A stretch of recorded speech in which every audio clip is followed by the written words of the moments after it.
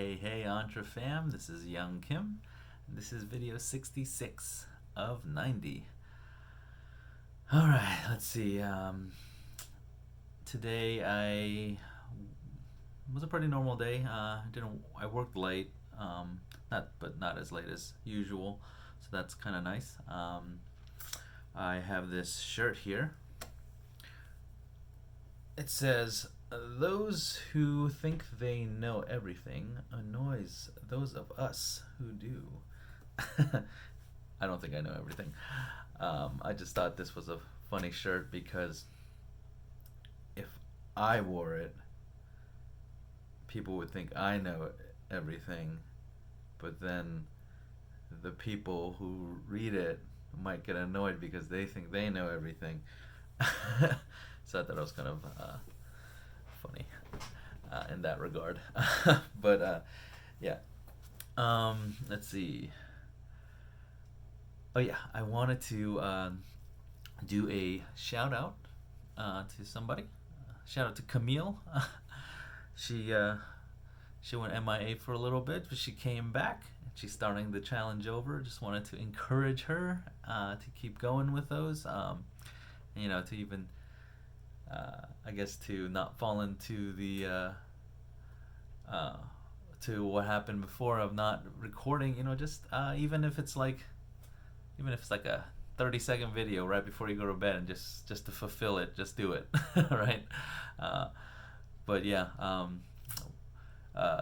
it's good to have you back, and I look forward to watching your these new 90-day challenge videos that you said are going to be a little bit more candid. So yeah, I want to talk about kind of a subject that I think I've seen pop up a little bit here in the group over the past maybe week or so, about people friend requesting us, things like that, like random people we don't know. Personally, what I do is I check to see if they're part of Entre Elite, and also the regular Entre Nation as well. I just check all the groups of Entre, see if they're even part of it. If they're not, I tend to what I do is kind of look at their profile to see kind of what they're about, who they are, things like that. And I'm sure people in here have already run into the same thing where you've run into poachers, right? So a couple of maybe people who are associated with a couple of groups, things like that. So yeah, I mean, doing that, and you kind of know, kind of right off the bat, like if you look at the profile and stuff and kind of look around, if I find something fishy, I don't accept their friend request. Again, if I don't find them in the group, I tend to not accept the friend request. I think there are some people I friend requested in the past that are probably not really doing anything in Entre, but they're just in this group to try to get other people to buy something or whatever. But anyways, yeah, that's kind of what I do. I'm not trying to be mean or anything, but with the limited time I have right now, I don't really have time for all that. So yeah.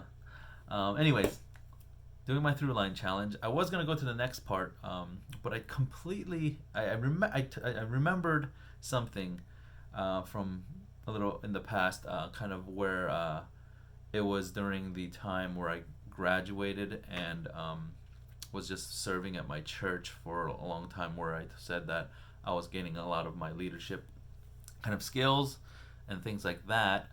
And so the thing I wanted to mention from that period of time was I went on a lot of mission trips. Churches tend to have like short-term mission trips and things like that. And thinking and looking back at it now, I see some merit in the short-term mission trips and things like that, where you take a bunch of high schoolers and have them go serve or whatnot. But thinking a lot more now, I think the high schoolers who go there kind of get more of the better end of that deal. I mean, because you know, yeah, while they're there, maybe serving, helping out, and whatever, I feel like almost as if like the people who are hosting um, have to just babysit more kids. But anyways, um, but yeah, I went to mission trips. Uh, Mostly as a leader, and I just remember being there and just as we were serving and helping, we did a lot of kind of children's ministry stuff where they would have like Bible schools and things like that, and we would come in and do like songs. We would learn a bunch of songs in like Spanish and things like that. And um, one year we went to Brazil, so we had to learn Portuguese, things like that. So we had to learn a bunch of songs in Spanish, Portuguese, and we did a lot of children's ministry where we did like activities with them, taught them things about the gospel, things like that. So, and I really enjoyed that time. I mean, I know a lot of people don't like babysitting a bunch of kids, but to me, being around kids is just, I mean, yes, it can get tiring.